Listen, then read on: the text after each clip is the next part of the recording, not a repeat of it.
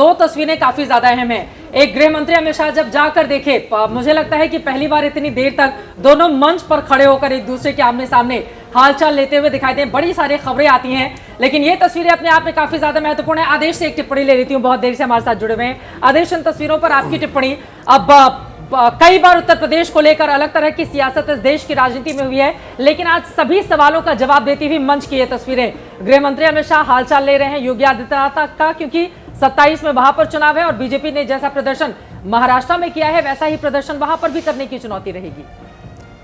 देखिए, मैं इसको ऐसे देख रहा हूँ कि जो आपने देखा कि योगी जी संजय दत्त भी पहुंच चुके हैं। जी आदेश, मैं इसको ऐसे देख रहा हूँ कि जिस तरीके से योगी जी संगठन के अंदर से उभर के एक नेता बने हैं पार्टी के अंदर, उसी तरीके से देवेंद्र फडणवीस जब दूसरी बार, मैं हालांकि विजय तीसरी बार बोल रहे थे, मैं उस बात को मानूंगा नहीं, क्योंकि वो मुझे कटाक्ष लगता है। वो एक कुछ घंटों के मुख्यमंत्री, हाँ रिकॉर्ड में है।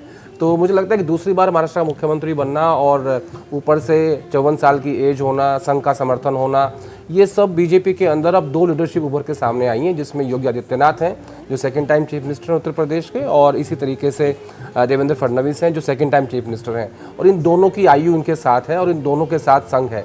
तो यानी अब ये लड़ाई जो है दिखाई दे रही है वो ये है कि सक्सेसर कौन होगा प्रधानमंत्री मोदी का जिस दिन वो अपना पद छोड़ते हैं। तो उस हिसाब से मैं सोचता हूँ, तो ये दो चेहरे मुझे नजर आते हैं जिनके साथ में आयु भी है, जो इनके पास एक्सपीरियंस भी है, संगठन भी है, सरकार भी चला ली है। तो इसको मैं ऐसे देख रहा हूँ। दिव्यांग कुछ कहना चाह रहे हैं, लेकिन जल्दी से वो तस्वीरें एक बार फिर से दिव्यांग, उस पर मैं टिप्पणी चाहूंगी। अब मुझे लगता है कि बीजेपी के नेताओं, क्योंकि अक्सर बहुत सारी खबरें सामने आती हैं, तो पार्टी के लिए भी, पदाधिकारियों के लिए भी, कार्यकर्ताओं के लिए भी, बीजेपी और आरएसएस के लिए भी एक है तो सेफ है। बिल्कुल, ये वाला नाम नहीं लूंगा, ऊपर भी क्या लागू, मैं नाम नहीं लूंगा चित्रा, पर आप देखिए मंच पर लोग कैसे एक दूसरे से मिल रहे हैं, हाँ। किसको ग्रीट कर रहे हैं, किसको हाथ नहीं मिला रहे हैं। अगर आप वो देखें तो वो भी बहुत साफ यहाँ संदेश दिखाई दे रहे हैं। पर मैं एक बात कह रहा था कि विजय ये कह रहे थे नहीं, कि ये आप संदेह पैदा करें, बताइए किससे मिल रहे हैं, किससे हाथ नहीं मिला रहे हैं, जरा बताइए। नहीं, आपको आपको बताना पड़ेगा, ये ऐसे तो नहीं होगा। चित्र आपके बिल्कुल महत्वपूर्ण है, चित्र आपके बिल्कुल सामने। पर मैं ये कह रहा था कि नहीं, आप नाम बताइए, जो एक बात नहीं हो, दर्शकों की उनकी सहूलियत के लिए नाम बताइए। आप देखिए कौन कितनी देर से मिल रहे हैं, देखिए आगे बढ़े। हाँ। और क्या ये वहाँ मंत्री जी थे, क्या उनसे मिले? शिवराज सिंह चौहान से उनसे नहीं हाथ मिलाया, आगे बढ़ गए, वो भी पीछे से उनके निकल गए। मैं ये कह रहा था कि ये जो कह रहे थे विजय कि ये मुख्यमंत्री जो हैं वो पहले उप मुख्यमंत्री बनेंगे, हाँ। वो तो देवेंद्र फडणवीस बन चुके हैं। देवेंद्र फडणवीस का तो रिकॉर्ड ही निराला है, मुख्यमंत्री जो उप मुख्यमंत्री बने और फिर मुख्यमंत्री बने। तो वो जो बाउंस आया है वो देखने वाला है कि इस तरह से कोई कर पाएगा कि नहीं। एकनाथ शिंदे जो कर रहे हैं अभी, वो एक तरीके से देवेंद्र कर चुके हैं। ये अपने आप में दिलचस्प है, लेकिन आपको ये भी बताते चले दर्शकों को, ये तस्वीरें हम आपको दिखा रहे हैं। लेकिन एक और सवाल विजय जी ये आपसे है, देखिए 28 के 28 मंत्री चुनाव जीत जाते हैं, उसके बावजूद जब आप शपथ ग्रहण समारोह की तस्वीरें देखते हैं तो सिर्फ उसमें 3 चेहरों का ही नाम सामने आता है, एक सीएम, 2 डिप्टी सीएम। ऐसा क्यों?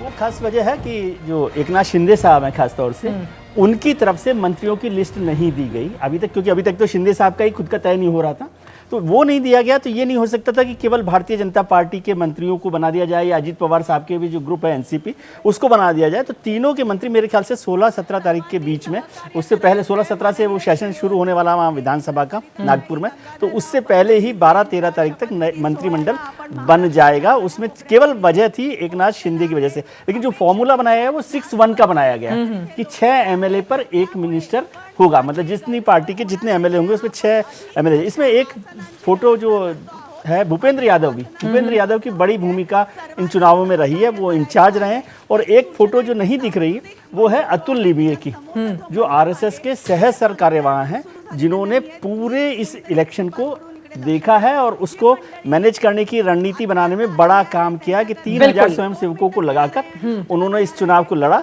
और जो दिव्यांग उनके मित्र हैं, इसलिए वो नाम नहीं लेना चाहते, अमित शाह साहब हैं, जो 3 लोग सेकंड रंग में होते हैं प्रधानमंत्री के बाद में।